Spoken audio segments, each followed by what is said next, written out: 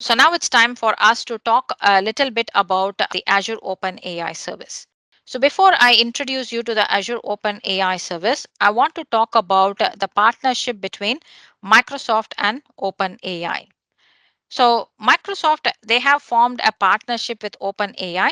So OpenAI was a non-profit organization a few years back, and the main idea for OpenAI was they felt that the real power of AI wasn't really tapped in and used by the users.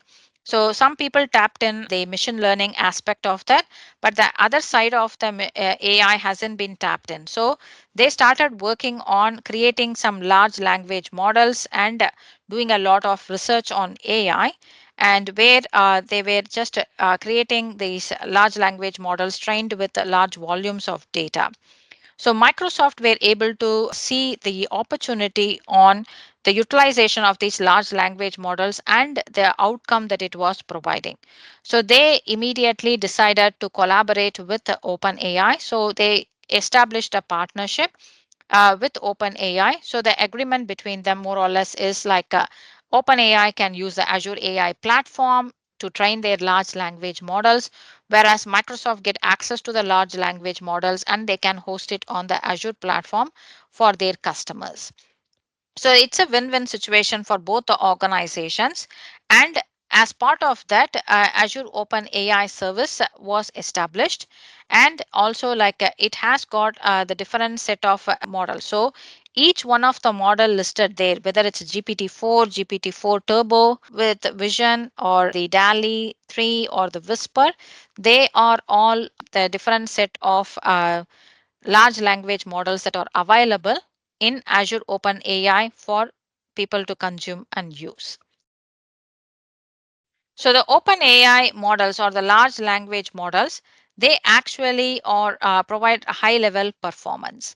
So like these are some of the benchmark results that we received as part of the GPT-4 model, and GPT-4 model is the latest model for both text and code. And as you can see here, the scores or the benchmark scores are really showcasing it is a really great model that needs to be used across all the different organizations. Another cool thing is also it has reached 100 million users in almost 2 to 3 months. So the reason for that is because like a lot of users understood the potential of what the open AI large language models are there to offer. So we talked about the partnership between the Azure and OpenAI, and as part of that, as I told you, the partnership resulted in Azure having access to host the large language models on their Microsoft's Azure platform. So that's how the Azure OpenAI service came into existence.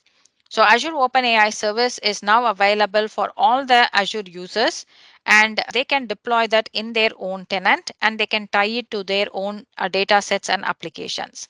So OpenAI service has got a set of pre-trained generative AI models which can be provisioned and used by the Azure customers. You also have got the capabilities in terms of using these models in a responsible manner, because the Azure, when Microsoft bundled the Open AI service, they included what we call it as the Azure AI Content Safety module. The content safety, as I mentioned before, it is mainly used to look at your prompt, or basically the question that you are asking the large language model, whether it has got any malicious content, or the response that you are getting from the large language model, whether it has got any malicious content. Of course, all the pre-built AI models which Microsoft they develop, they apply the responsible AI principle in there for their pre-built AI models. The same thing is applicable for Azure Open AI service too. And you may be wondering, when OpenAI already has got the models available for us to use, why should I use Azure OpenAI service instead of the OpenAI models? That is because Microsoft understands enterprise customers really well. So they have been serving the enterprise customers for longer and for decades. So they know security is paramount for enterprise customers. So with using the large language models within the Azure OpenAI service allows you to use the large language models along with other Azure AI services, And also, you can utilize the Azure's private networking, regional availability, responsible AI content filtering, and also like you can implement security with role based access controls. So this is why like it makes great choice to use the large language models hosted on Azure rather than on OpenAI. Of course, we talked a lot technical reasons, but what are the key use cases and why we have to use the Azure Open AI? So some of the key top use cases that you can satisfy with the help of Azure Open AI is the first one is around productivity. So if you have a business problem where the productivity is lagging in your organization, or there is a real need for process automation, or you have a degraded customer experience which you want to improve, or if you are planning to creating content and it is taking longer time for you to generate those content, then these are the top use cases where you can use generative AI. So when we talk about increasing productivity, now you will be able to create conversational search or knowledgeable insights quite easier. You can ask a generative AI to write code for you. A simple example is if I ask generative AI to say like, okay, write me a Python code to sum two numbers, it is going to just give me a code which I can just use it. And if you have a large 40 or 50 page document, and sometimes if you'd like to get a summary of what is this document talking about, the generative AI models can do that. And you may be wondering why it is an important use case like that. I have seen a lot of my C level executives who will take like a 40 or 50 page documents, they will read through that, and finally they will get to know post reading it saying, this is not a document I should be reviewing. It is mainly to be reviewed by my peers. So the time that they wasted in reading that 40 or 50 page document is gone, right? So that's the time that you can save with the help of the generative AI capabilities. We talked about automating business processes within organizations, can also improve customer experience. And there is a classic example which normally I give from my real world scenario to people. So we implemented a call center solution where every call that comes in, the conversation between the operator and the customer will be transcribed, and the content, the transcript content will be added to the notes of the customer record, so that the next time if the same customer is having a conversation with a different operator, the other operator has got the context clearly. But the challenge is going to be around sometimes, even if you are transcribing the entire conversation, it takes time for someone to read through that exactly what was the customer discussing about. So, with the Gen AI, we were able to optimize that instead of putting the entire discussion in there or the transcript in there.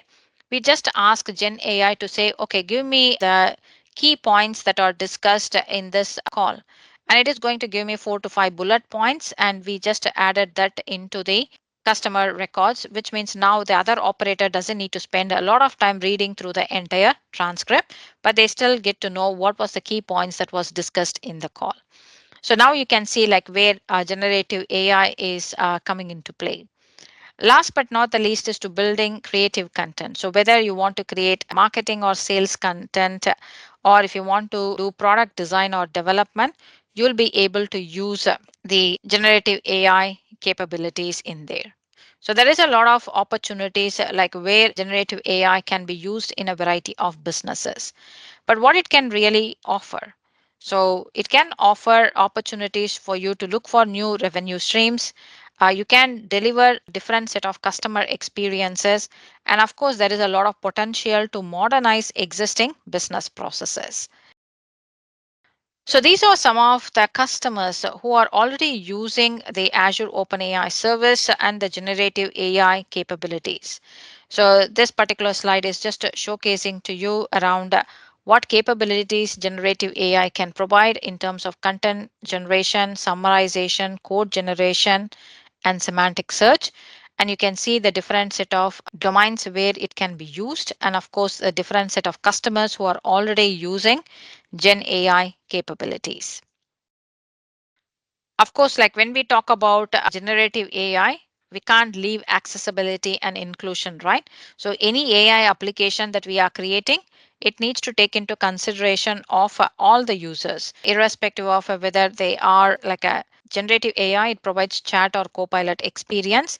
You can generate code, you can use the voice based input, you can also generate images on the fly, and mainly it is more accessible to people with vision disabilities. As you can see, accessibility and inclusion is a really important aspect